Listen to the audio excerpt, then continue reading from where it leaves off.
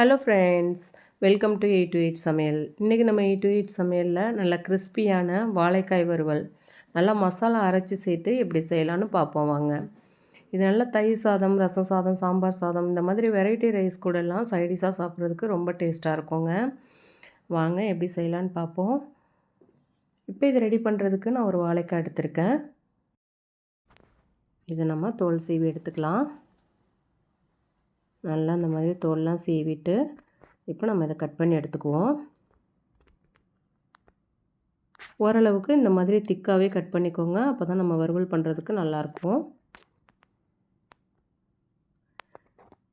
Cut பண்ணிவிட்டு இப்போ நான் ஒரு பாத்திரத்தில் தண்ணி எடுத்துகிட்டு அதில் கொஞ்சமாக மஞ்சத்தூள் சேர்த்துக்கிறேன். இந்த மாதிரி மஞ்சத்தூளில் போட்டு வச்சிங்க அப்படின்னா வாழைக்காய் கட் பண்ணதுக்கப்புறம் கலர் மாறாமல் இருக்கும். இது இருக்கட்டும். இப்போ இதுக்கு நம்ம மசாலா ரெடி பண்ணிடலாம்.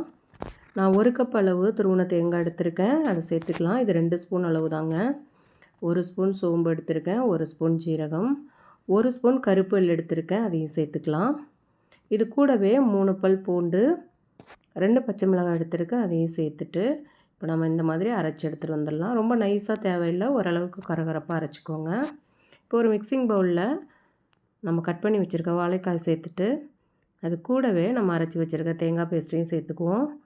இது கூட 1 ஸ்பூன் மஞ்சள் தூள், 2 ஸ்பூன் மிளகாய் தூள் சேர்த்துருக்கேன். இதில் 1 ஸ்பூன் காஷ்மீரி மிளகாயும் சேர்த்துருக்கேங்க. உங்களுக்கு காரத்துக்கு தகுந்த மாதிரி எடுத்துக்கோங்க. கூடவே தேவையான அளவு உப்பு சேர்த்துக்கோங்க. சேர்த்துட்டு இந்த மாதிரி நல்லா கலந்து விட்டுக்கோங்க. நல்லா வாழைக்காயில் 2 சைடும் படுற மாதிரி நல்லா மிக்ஸ் பண்ணிக்கோங்க. மிக்ஸ் பண்ணிவிட்டு அப்படியே இது ஒரு 10 நிமிஷம் ஊற வச்சிடலாம். மசாலா கூட நல்லா வாழைக்காய் நல்லா செட் ஆகட்டும். 10 நிமிஷத்துக்கு அப்புறம் நம்ம பொரிக்கிறதுக்கு முன்னாடி இதில் 1 ஸ்பூன் அளவு பொட்டுக்கடலை பவுட்ரு சேர்த்துக்கலாம். நீங்கள் பொட்டுக்கடலை பவுட்ரு சேர்த்திங்க அப்படின்னா பொரிக்கும்போது உங்களுக்கு நல்லா கிறிஸ்பியாக கிடைக்குங்க. ட்ரை பண்ணி பாருங்கள். சேர்த்துட்டு நல்லா கலந்து விட்டுக்கலாம். கலந்துட்டு இப்போ நம்ம பொரிக்க ஆரம்பிச்சிருவோம்.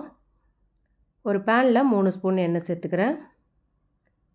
எண்ணெய் கொஞ்சம் சூடானதும் நம்ம ரெடி பண்ணி வச்சுருக்க வாழைக்காயை ஒன்று ஒன்று அதில் சேர்த்துக்கலாம். அடுப்பு மீடியம் ஃப்ளேமில் வச்சுக்கோங்க. வச்சுட்டு இந்த மாதிரி நம்ம ஒன்று ஒன்றா இதில் சேர்த்துடலாம். எண்ணெயில் பாருங்கள், இந்த மாதிரி சேர்த்துட்டு ஒரு சைடு கொஞ்சம் வெந்ததுக்கப்புறம் நம்ம மறு சைடு திருப்பி விட்டுக்கலாம். உடனே திருப்பி விட்டிங்க அப்படின்னா கொஞ்சம் வாழைக்காய் வந்து உடஞ்சிரும். கொஞ்சம் வெந்ததுக்கப்புறம் திருப்பி விட்டிங்க அப்படின்னா உடையாமல் இந்த மாதிரி நல்லா வரும்.